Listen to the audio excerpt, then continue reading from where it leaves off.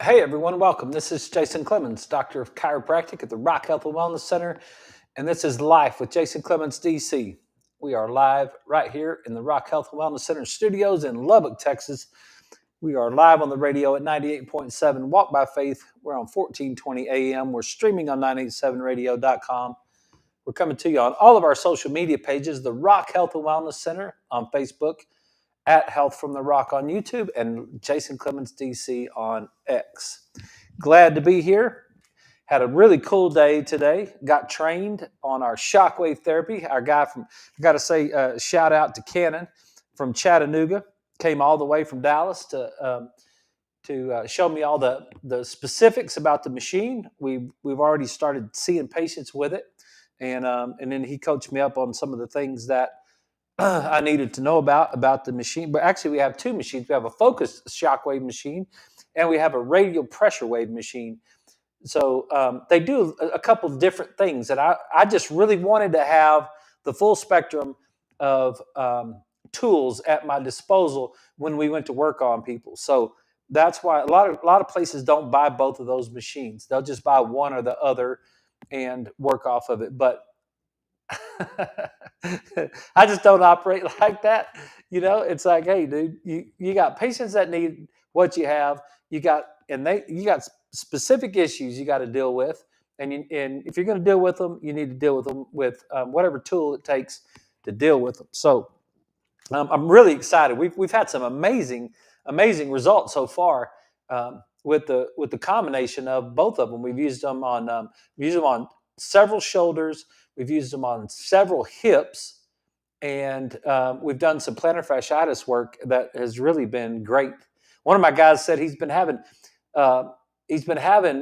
cramps every night with his foot. His foot's been cramping up, and he said he's had two treatments. After the first treatment, there was no more cramps.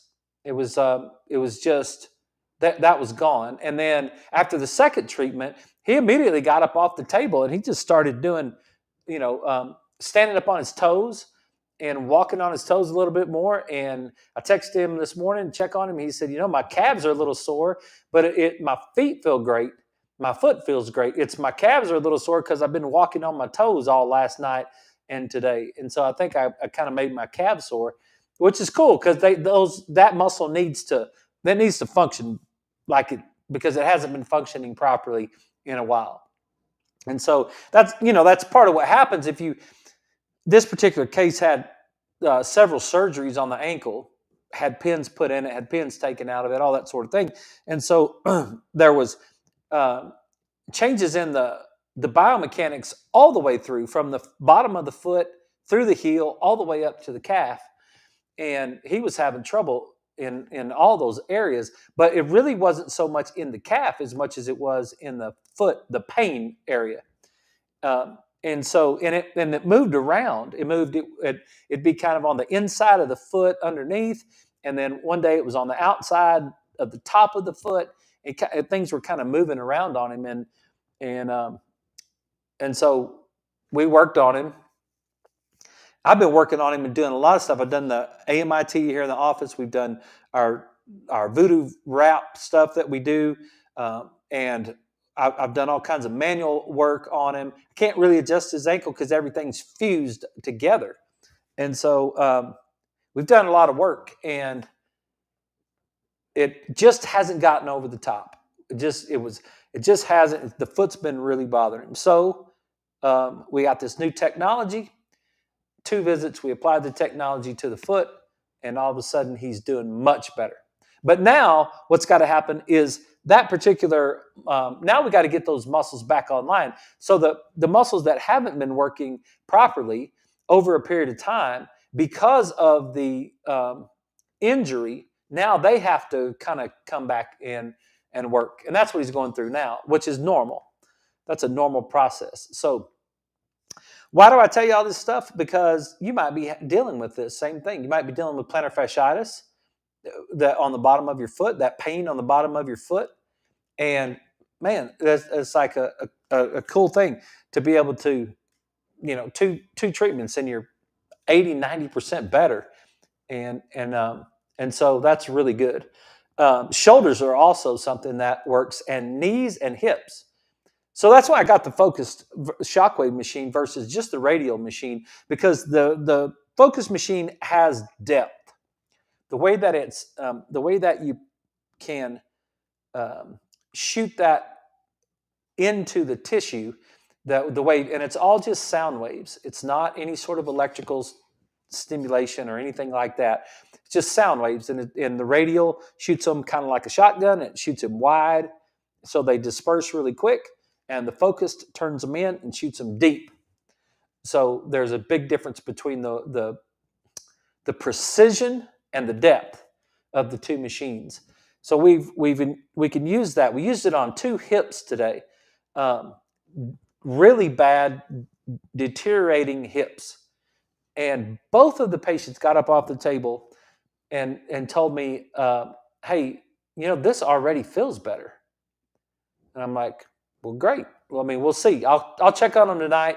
I'll check on them again tomorrow, and we'll see if it's better." Well, that's pretty cool. Like you've got a hip problem, and um, a degenerative hip. Like you're almost bone on bone in that hip, and that hip's not working properly at all. And my mom just had her hip replaced, and I wish I'd had this machine beforehand, so we might have been able to avoid some of that, because there's some regenerative properties using the focused machine. Not so much with the radial, but the radial has a different treatment that it does, but it's not quite as regenerative. But that focus machine, regenerative means that it's going to bring in stem cells, and we're going to create new tissue. We're going to create new tissue in the area, and maybe we'll be able to get that joint restored properly. There's a lot of research going on right now with shockwave, and um, and so there's a lot of people working on a lot of things, because it's the majority of the things that it's really FDA approved for. It's the plantar fasciitis that it's FDA approved for. And so Cannon, my sales rep, he was um, he was coaching me up on that today, and he was like, we can't preload all this stuff.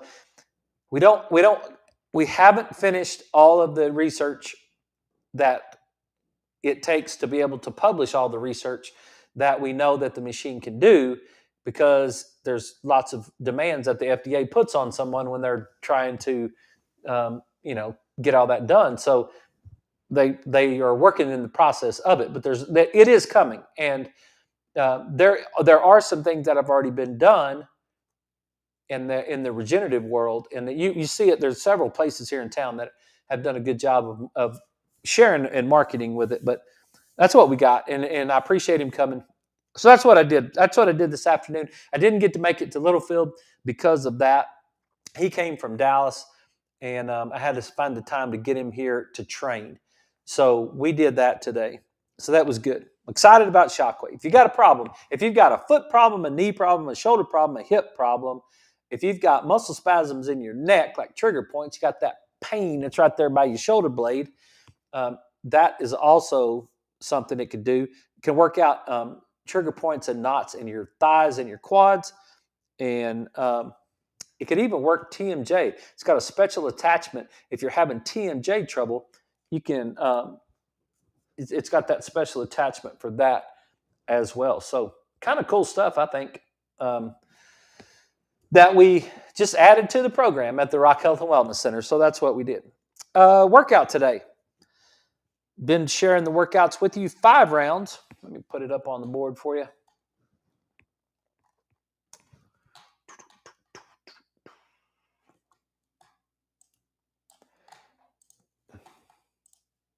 Five rounds. It was pretty taxing. The cool thing about CrossFit workouts is you can do them as hard as you want. And so we've got, younger fit people doing them, and we've got older fit people doing them, but they can use different weights. So when we write something like this, you could do this at home, which is the same thing. The workout was 5 rounds. It lasted almost 20 minutes, 19 minutes and 30 something seconds is what I got it finished in. But row or bike for a minute and 30 seconds. And if you've got some other machine, elliptical or something else that you can add that put in there, we just happen to have, we just happen to have the Echo bikes and the rowing machines here in the office. And so I use those a lot, the rowing machine or a bike. So, and I switched. I did bike, row, bike, whatever. Yeah. So 5 rounds. Um, minute and 30.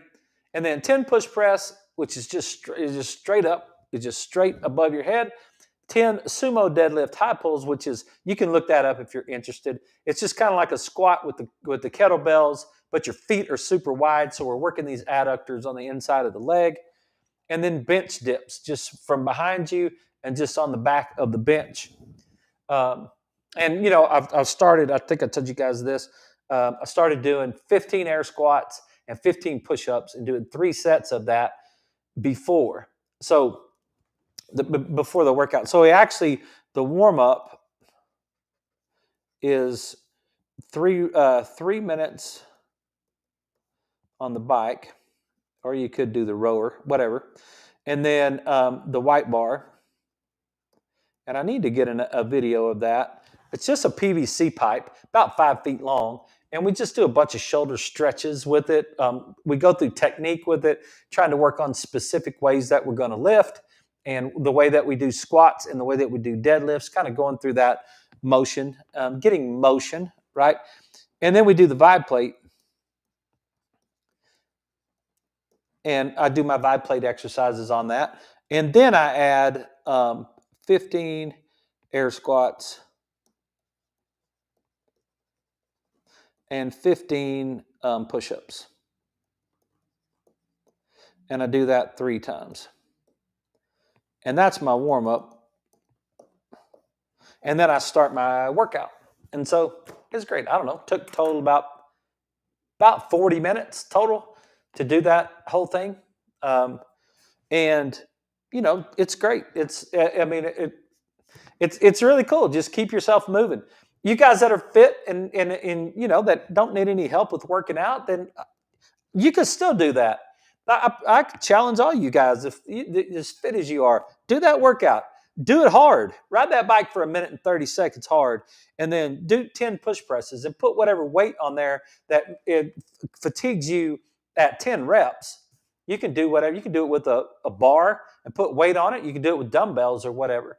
And then do the 10 sumo deadlift high pulls, and then do 10 bench dips and rest for a minute and 30 seconds, and do that 5 times. You'll get a great workout. You'll get high intensity if you want it. You can get medium intensity if you want it. But I think it's great. And then for you guys that are, if you just watch the show and you've never done exercise before and you're not exactly sure how to put it together, or if you're going to the gym tomorrow or you're going to the gym tonight, but you don't know for sure, how you should put that together, then it's a pretty cool little workout. Get yourself warmed up, go through some motion stuff. I really love the warm-up stuff in a workout, and it goes back to my athletic days. I should probably say that different. Hey, Lewis, I hope everything's good with you. I've never had any athletic days. I should reframe.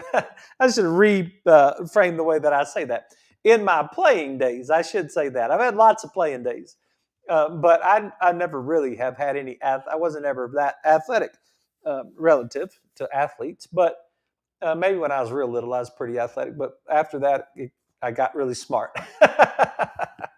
So I was able to play because I was smart, not because I was athletic. But in a warm-up, it's really good to get your brain right.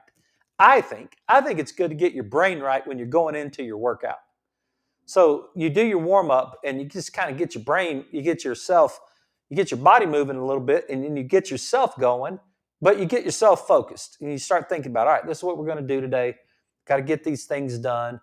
And then it kind of gets you geared up to get going in your rounds. And what we've learned doing the workouts in our gym is we don't blast out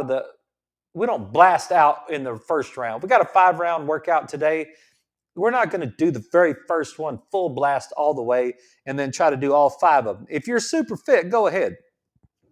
If you're super fit, then start right out of the gates and go full speed and blast out of there and finish the 5 of them. But we usually take that first round and we do it at a pretty good intensity, but it's not like driving. And then that second round kind of loosens you up. And then by the time you get to that third round, usually that third round is when we're really moving pretty good. And then we carried over to the fourth, and then the day to the fifth one, it was just like, whew, it's just like, all right, just you're almost there.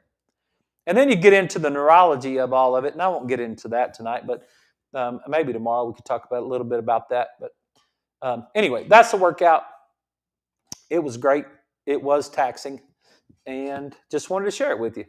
So, okay, got a cool story to share with you tonight. You guys might have seen this on KCBD. I took it right off of their Facebook page, and I'm posting it. And so I wanted to give this guy a shout out. 103-year-old man becomes the oldest to ever run in popular race. And he said he ran it because I can. I thought that was fantastic. He's like, dude, I ran it. What do you mean? So it's in Cincinnati. A 103-year-old was the first person to ever cross the finish line for the 50 West Mile. 50 West Mile, the first event of the Flying Pig Marathon. I guess this is 1 mile. He finished the 50 West Mile, the first event of the Flying Pig Marathon. Mike Fremont has been running this event since it started.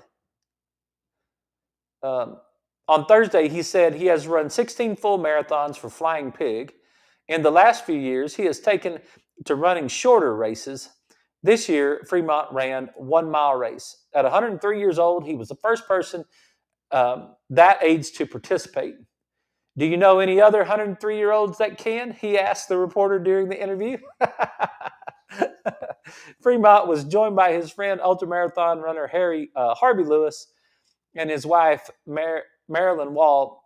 He doesn't have a stop button, Wall said. She also said of the two of them had been canoeing just the day before. So he's 103 years old. He was in a canoe yesterday, and then today he came out and ran a mile. During the marathon, Fremont crossed the line in a little over 20 minutes, which blew Lewis's expectation out of the water. He inspires me and really tens of thousands, hundreds of thousands of people across the globe, Lewis said. Fremont had a film crew from South Korea there to film his run. They work on a special about amazing human feats. It's crazy that that's an amazing human feat.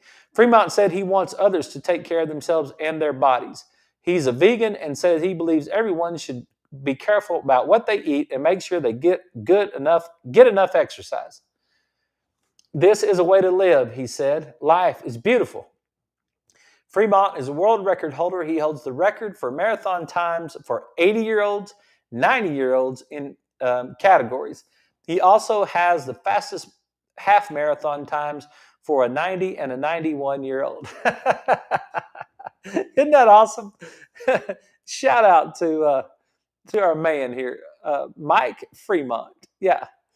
He's got the world record for 80-year-olds and 90-year-olds. He's run the fastest half marathon for time for a 90 and a 91-year-old. He ran a half marathon, 13 miles at 90 years old.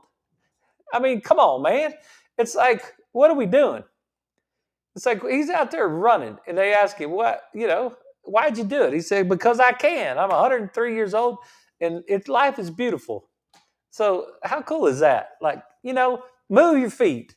Move your feet and keep moving your feet and keep moving your feet and eat your vegetables. It's not that hard. It shouldn't be such an amazing feat. There should be a bunch of 103-year-old people out there running.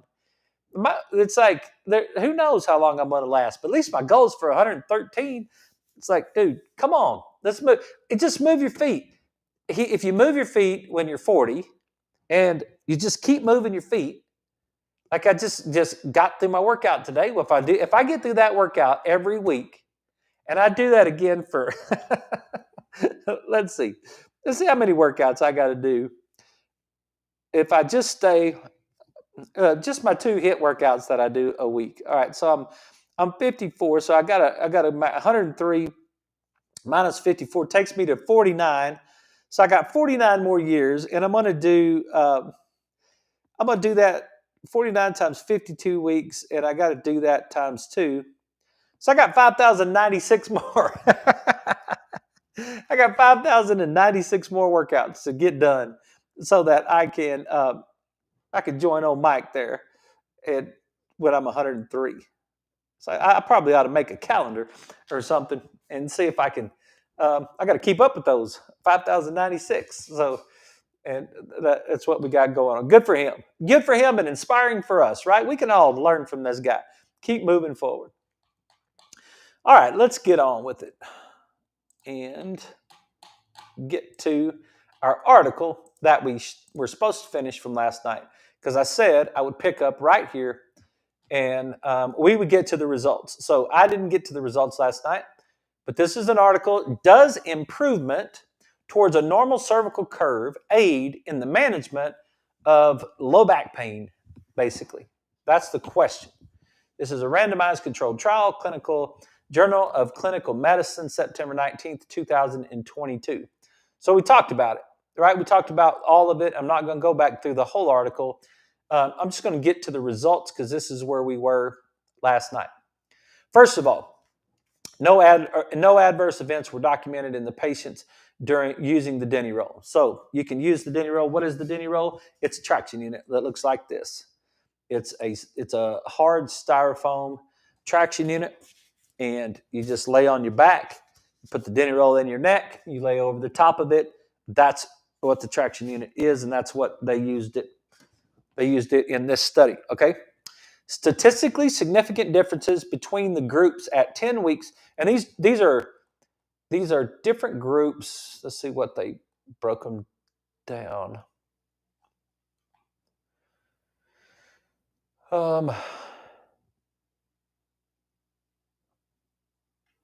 See.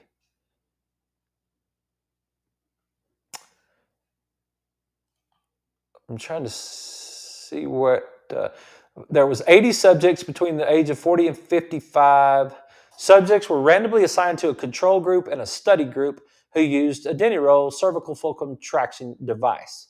Both groups used TENS and hot packs. So some of them got treatment with the TENS unit and a hot pack. Some of them got treatment with a TENS unit, a hot pack, and a Denny roll to try to work on their cervical curves. All right. Statistically significant differences between groups at 10 weeks were found for all postural measures: the cervical curve, the forward or anterior head posture, and another thing that they measured here. Only the Denny roll group improvements were maintained at the 6-month follow-up, while the control group's value regressed back to baseline. So the control group got some changes at the 10-week mark, but they didn't sustain those changes over a 6-month period of time. And that goes along with that creep, that anterior longitudinal ligament and the anterior part of the disc that shortens. It shortens. We've talked about this lots of times. When you have a curve that's wrong direction, that anterior longitudinal ligament shortens. So you can overcome just a little bit with active work, but you got to be able to stretch that. Got to be able to stretch that ligament. At the 6-month follow-up, the Denny roll group continued to have improved cervical curve and reduced forward head posture, which had a positive effect on their posture, leg and back pain scores, and their reflex values. At 6-month follow-up, the analysis showed that there were still significant differences between the study and control groups for all the previous variables. Yeah. At the 6-month follow-up, there were statistically significant differences between the groups for back pain, leg pain, and activities of daily living. I think that's what they got. Conclusion. Improved cervical sagittal alignment does have a significant effect on the management outcomes of lumbosacral radiculopathy. I'll say that in layman's terms. Improved cervical curve does have a significant effect on low back pain. That's what it means. And that's pretty cool. Like it's like you may not have ever thought of it. You may not even understand what I'm talking about. But you may a way a secondary way that we can help people who are dealing with low back pain.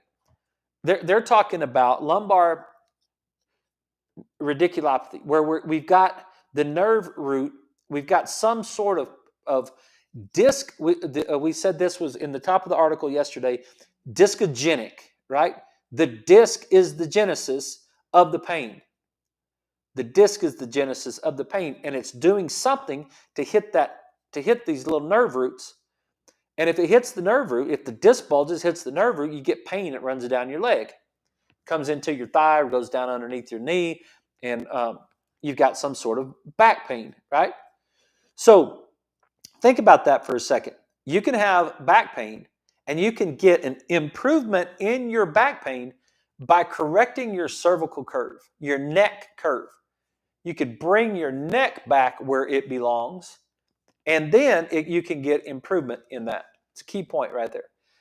Sustained extension loading on devices like the Denny roll causes stretching of the viscoelastic tissues, the disc, the ligaments, and the muscles of the cervical spine in the direction of the neutral head and neck posture, and increases the curve in the neck. This is the likely explanation and rationale for sustained extension loading. I missed my break again. So let's take a break. I got to take a break on the radio. You guys stick around with us. We'll be right back. This is Life with Jason Clemens, DC. We'll be right back right after these messages.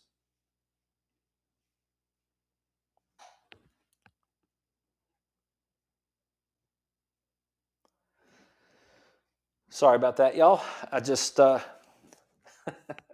get to talking and reading these articles, and then I don't watch the time, and then all of a sudden it blasts in my ear, and we got to take a break. So that's what we're doing. We're taking a break on the radio, and we'll continue with this. We're going to get into to all the different traction units. I got them all. I got the posture pump right here. You guys may have seen the posture pump in the past.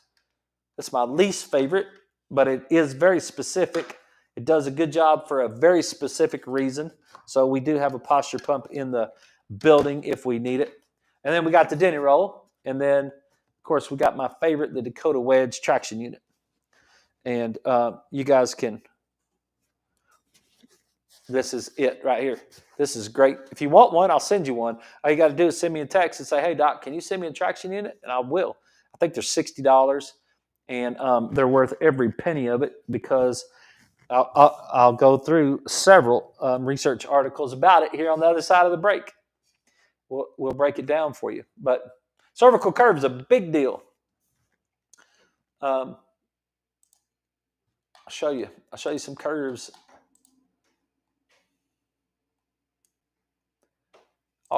There's all kinds of different curves that you can look, and you can see this type of thing. Like you see that curve right there. There's a lot of things going on with that patient, and that patient does not understand. You see that curve right there. That's a lot. There's a lot of things right there that's happening. Fulcrums. I'm going to go over that as soon as we get back. Compression, anxiety, and depression and concentration issues are really big when you get that cervical curve. It's not just about pain. And then increased sympathetic tone, and then increase in disease, and the whole thing. Like, it's really a big deal to have a reversed cervical curve. Then you press that disc right there, and you get that disc to the point to where it will get thin, and it'll start to interrupt the nerve supply, and then all of a sudden you'll get pain running down your arm. It'll come to you. If it's higher up, like C5, if you look at it, this is C2, C3, C4. So then you get C5, 6, and 7 right through there. But the C5 nerve root is going to come like more towards the thumb, and C6 is going to get into that index finger. So C5, 6 is more first and second digit, thumb and index finger. And then as you move down below it, you get into C7 and T1, you'll get down here, C8 and T1, you'll get down here to your little finger. So if you got pain in your little finger, you kind of know where it's coming from in your neck. Okay, everybody, we're back. This is Life with Jason Clemens, DC, and we are breaking down the cervical curve. We're going over this article talking about low back pain and the cervical curve. and what they found in it. And then I want to get into some specifics about it too. We talked about, I think I read that one. The Denny Road Traction Group experienced significant changes in postural parameters occurring in the sagittal, transverse, and coronal planes, all the planes. These postural changes suggest an important role for the cervical spine on global posture, spinal posture via complex neurophysiological reflex mechanisms. That's part of the reason I think the cervical curve is just so important. I think it's so important because of the neurology that it affects. There's just a lot of things that go on with the way that your neck is curved, and you can really cause disruption in the overall way that your body functions by losing your cervical curve. I'm telling you, these kids today that and that's not just kids, but they this is their cervical curve. I mean, their heads down, looking at their phones. They're 4 years old. They're sitting in there in the chairs, looking down like this. It's just taking that curve and bending it forward, and basically just leaving it there. And they're going to have all kinds of problems, and you're going to spend thousands and thousands of dollars on that. I got patients they have to take their kids all over town. They got to take their kids to physical therapists, and they got to take their kids to all kinds of MRIs and all kinds of things because of the breakdown in the body that's being, they got to take them to check their ADD, and they got to take them for their allergies, and they got to take them for their acid reflux and their digestive problems, their constipation, and all the stuff. It's like, dude, you're going to spend thousands of dollars dealing with a child that has a reverse cervical curve. And then that child's not going to be able to sit still, and then they're going to have attention problems, and then you're going to end up getting them on some sort of drug that has nothing to do with the attention problems or whatsoever, but just kind of masks the symptoms, and then there's going to be all kinds of trouble with that. So studies have identified neurological regulation of static upright human posture that is largely dependent on head posture and consequently a normal joint afferentation process. This is a huge sentence right there. I know you don't necessarily know what that means, but it says they have identified neurological regulation of static upright human posture, just sitting up straight. There's a neurology that goes along with it, is largely dependent on head posture and consequently normal joint afferentation processes. Right there, that little sentence, normal joint afferentation. What is joint afferentation? It's input into the brain. When we describe the direction of nerve impulse, and we say afferent nerves go from the body to the brain. Efferent nerves go from the brain to the body. Is that important to you? Probably not. You probably don't care anything about that. But if you're studying it and it says, hey, normal joint afferentation process.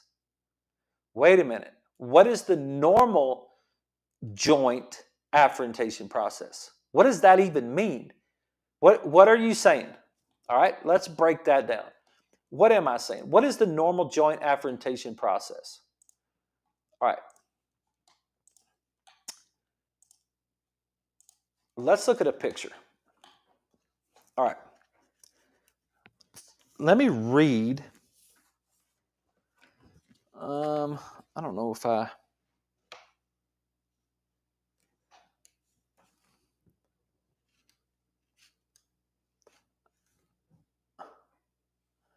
don't know. I may have lost my spot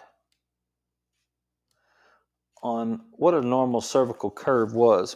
They talked about taking cadavers.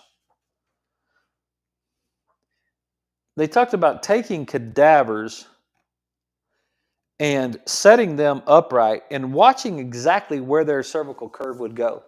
And where it would go is into a 40-degree curve. But take cadavers, right? These people don't have any afferentation at all. They're passed away. But if you set them up, the bones, one of the things that you say, well, am I really supposed to have a curve in my neck? Am I supposed to have a curve in my neck? And the answer is yes, you're supposed to have a curve in your neck. Why are you supposed to have a curve in your neck? Well, if you stack the bones up, this is a picture right here of a C3 vertebra right there. And here we go. So here's a picture of it right here. This is looking at it from the side. And so you've got these articular pillars right here that are part of this bone. It's just the way the bone is built. This is just a normal C3 vertebra, but it's just, if you'll just look at it, it has a joint. When these joints fit together, they fit together with the joint, with the bone that's below them and the bone that's above them. And so those joints are going to stack. If you were to stack them up, one on top of the other, and just put one on top of the other on top of the other, and just stack them up. Now, if they're flat, then they'll stack up. If this is flat and you want to stack something up, right? If I stack a bunch of these supplements up, the supplement cap is flat, and the bottom of the next supplement bottle is relatively flat. So when I stack those two together, they go straight up. Now, if I stack the next one on top of the cap, which is flat, then it stacks pretty easy right there. But what would happen if I was to take, if I just altered this supplement bottle that's underneath this one, and then that's not the way that's supposed to fit, right? If I was to just alter the angle of that, now all of a sudden it changes the angle of the one above it. That's going to fall off. So the cap, if I move this supplement bottle at an angle, this one's going to fall. We're going to go forward with the whole thing, right? That's the way the bones are made. Your actual vertebrae are built that way. They're not. It's not a. It's not a. It's not by accident that you have a curve. So you can imagine if you were to stack C3 and you were just to put C2 on top of it, where would C2 be? It would be behind it, right? If you stack C2 on top of C3 and the angle of the bone of C3 is, there's a slide coming off the back side of it right there, and you set the next bone on top of it, that next bone on top of it's going to be behind it.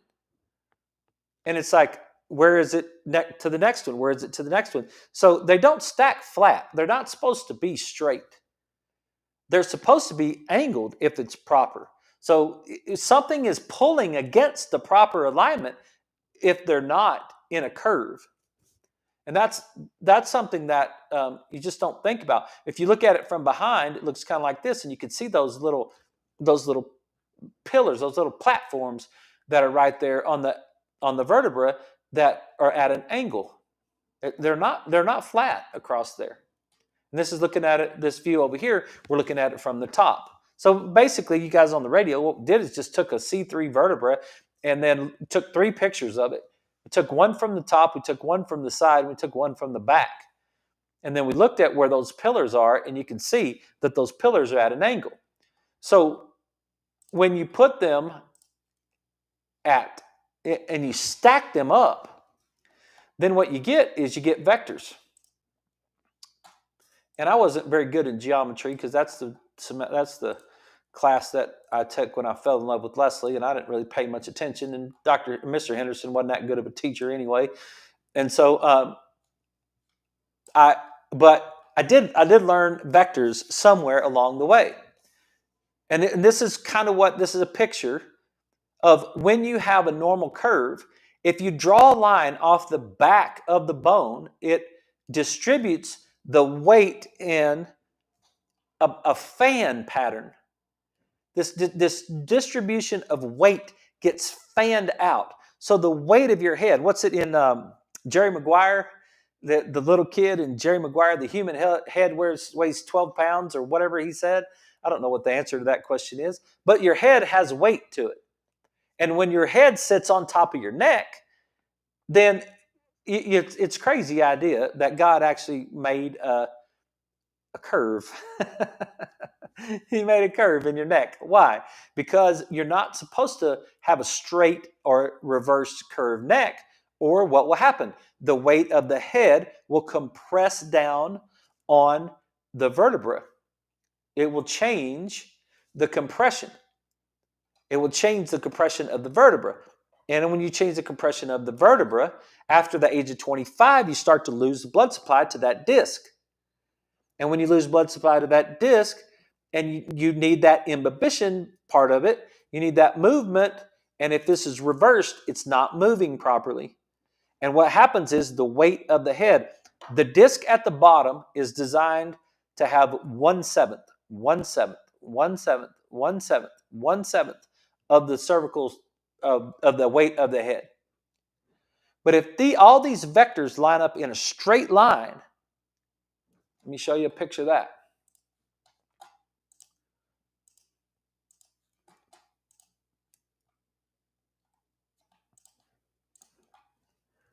Okay, now instead of having vectors in a straight line, in a curve, instead of having a proper cervical curve,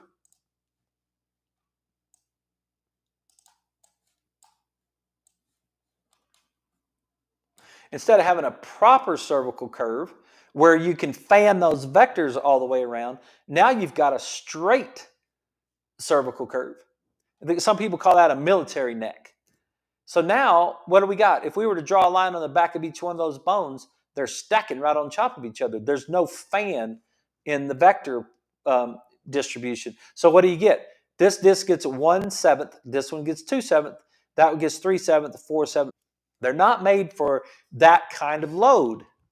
So it compresses, and then the next disc compresses, and the next disc compresses, and then you leave that over there over time, and now what happens is you start to get degenerative disc disease that's going on in that specific area.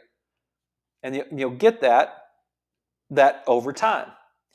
That's one factor. It's just one factor. What the article is saying is that the way these joints are touching, the way they're supposed to touch, has an afferent component to it.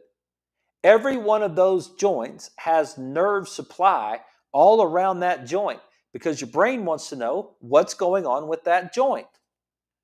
So there's nerve supply all around it. And the nerve supply is feeding into the brain.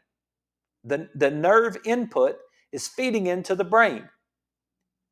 The brain is making decisions based on all the input that it's getting. So what's happening when you have an altered cervical curve? What does the article say happens when you have an altered cervical curve? It changes, or in other words,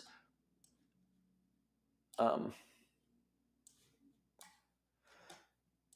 I can find my article, studies have identified neurological regulation of static upright human posture that is largely dependent. It's dependent on head posture and consequently a normal joint afferentation process. Okay? And that's what that's talking about right there. That we need a normal cervical curve in order to have the proper neurological firing into the brain. That's the slow, long way of saying that's what that means. Abnormal posture is considered a predisposing factor for pain because it elicits abnormal stresses and strains in many structures, including bones, intervertebral disc, facet joints, musculotendinous tissues, and neural elements, your nerves. So abnormal posture puts abnormal pressure on your body tissues. Abnormal pressure on your body tissues causes your body to break down faster. Abnormal pressure on your body tissues causes your body to lose the ability to move through proper ranges of motion, which is biomechanics. And biomechanics, altered biomechanics and altered biochemistry is how you get degenerative joints. Okay? The authors believe that improved posture and cervical spine alignment in the study groups reduced longitudinal stress and strain in the central nervous system and in the lumbosacral nerve roots. Abnormal posture of any part of the spinal column will induce abnormal stresses in the entire cord and nerve roots, while normal posture will minimize these stresses. That's a massive, massive key point right there.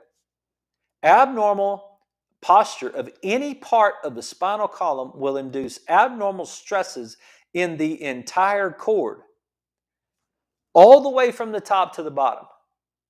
If you have abnormal cervical curve, if you have one vertebra in your spine that is abnormal, it will put stresses and strain on the entire cord from top to bottom.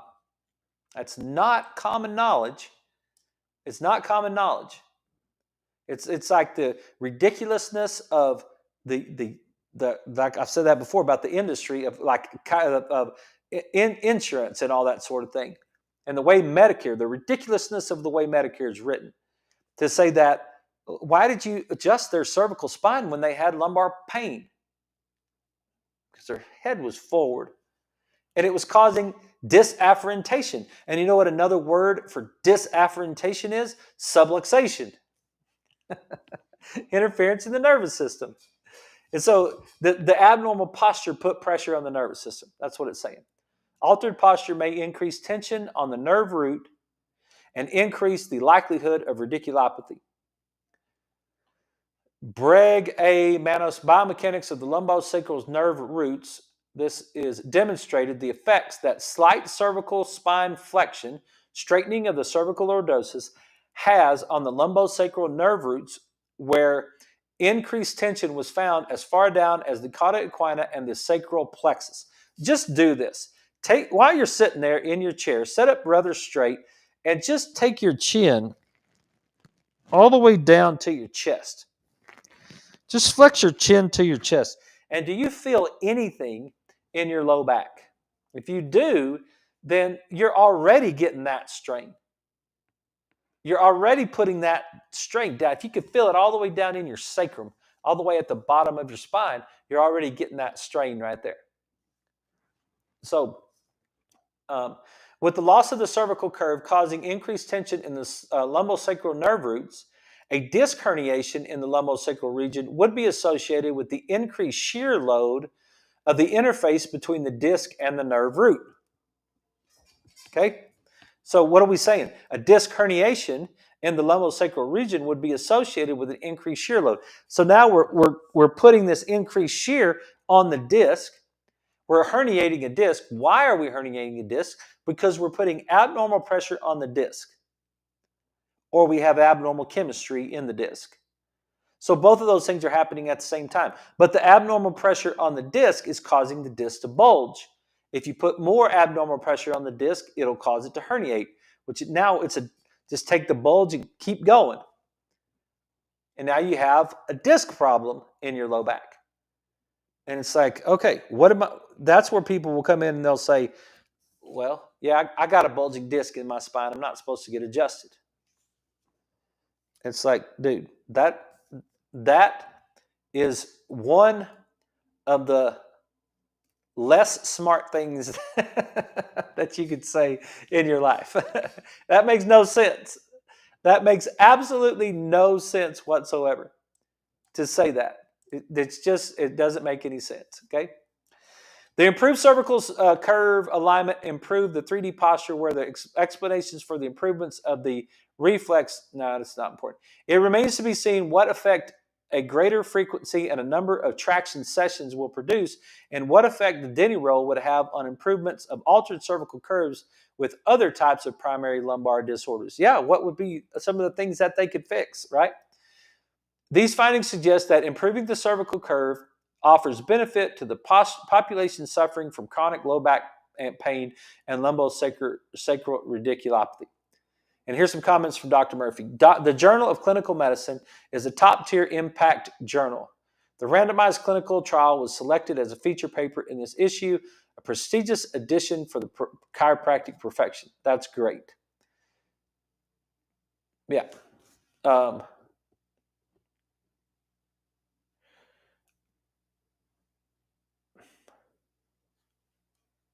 I didn't even know this. Deed Harrison, which is the founder of the son of Don Harrison, which is the founder of this technique that I've been doing for a long time, or I've been studying for a long time. It's called chiropractic biophysics. These are the guys that did it. Don was an engineer before he went to chiropractic school, and he's like, some of the things that he learned in chiropractic school, he said, no, that doesn't make any sense.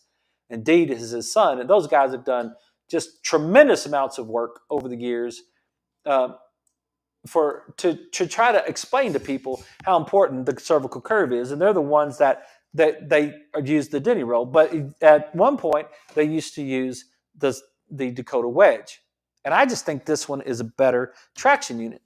I think it's that this is softer than this. This is hard styrofoam, and it's just harder. It's harder. This one's softer. I think people would do it more often. And it helps with compliance. It helps with compliance, and it raises the head up enough so that you can get your neck to go back. That's what I don't like about the posture pump. You may have seen the posture pump, and see when someone comes into the office. This has happened to me for 20 years. When someone comes into the office, and I recommend the Dakota wedge for them. Like I was like, look, take this home. And they're like, how much is it? I said, $60. And they're like, oh my gosh. And I'm like, dude, it's your cervical curve. It's one of the most important things about your health. Like, go home and do your tractioning. They're like, it's simple. They're like, well, I can make one of those, or I can do it. I'm not going to do that. Whatever. Okay, fine. But you'll go home and you'll look online, and you'll find, because if you do that, if you just go to Amazon and search for cervical traction devices, you'll find a million of them. I mean, there's a bunch of them on there. And it's like, which one should I buy, right? It's like, well, let me show you. Let me show you what I don't like about the posture pump. And I think the posture pump is very valuable. First of all, it's got a little bladder in it right here. You put this across your forehead and your chin. You're laying on your back.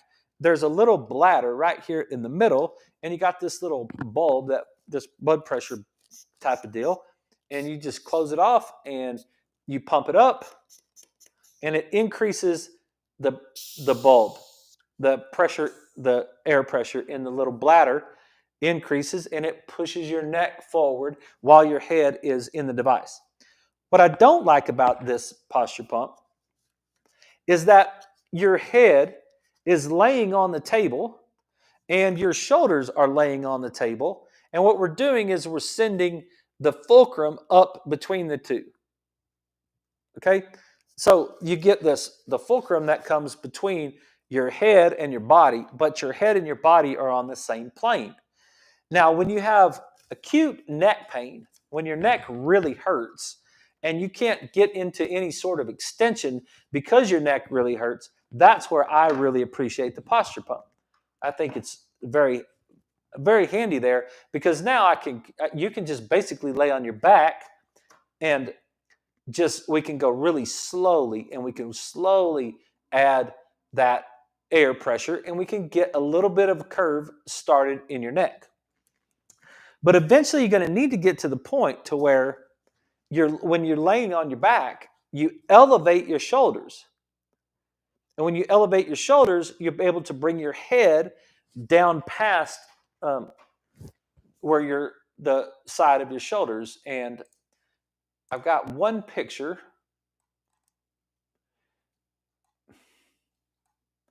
that might be worth looking at. Nope, that's the wrong one. That you can kind of see what I'm talking about.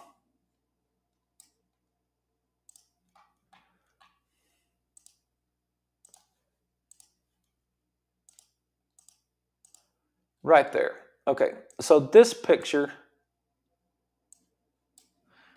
is a picture of a person using, and this is kind of dramatic, so it's a little bit over. I mean, like, this is something you will eventually get to, but it's not what you would do on the first day, okay? But you can see the wedge, and the wedge points towards the feet, so it's in that direction, and the person is way down on the wedge, like they're in the thoracic spine area on the wedge, but then they've got the strap across their forehead, and they're really pulling and stretching and overcoming the torque, the creep that's going on in the soft tissue. But what I want to show you here is there's the shoulder, and look where the ear is in relationship to the shoulder. That's what I think is important in cervical traction units. The shoulder is now up and elevated, and the head is now in extension behind the shoulder. And I think that is important when it comes to correcting that curve and getting that compression in that extension that's right there. So that's what it looks like. If you guys, if you ever wanted to take a look at it, that's what it actually looks like when you're doing your traction. And that overcomes this shortening, and it fires the brain in a way that now you can get proper neurological input from the cervical curve. You can take the pressure off of the lumbar spine and make your low back feel better. That's all I got for you tonight. We'll be back tomorrow night at 6. You guys have a great night. Thanks for watching the show. If there's anything I could do for you, please let me know.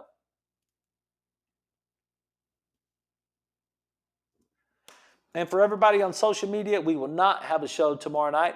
I've got a standard process seminar that is online that I'm going to be participating in. I'm just going to listen to them speak, but they're talking. It's a standard process group, and they're talking about turmeric forte, which is something that we use a lot, and I really need to learn some stuff on turmeric. So we will not be doing the show tomorrow night because I'll be doing a seminar on turmeric tomorrow night from 6:30 to 7:30. There'll be a show on the radio that's an encore show, but we'll be back on Thursday night here on Life. You guys have a great night. Talk to you tomorrow.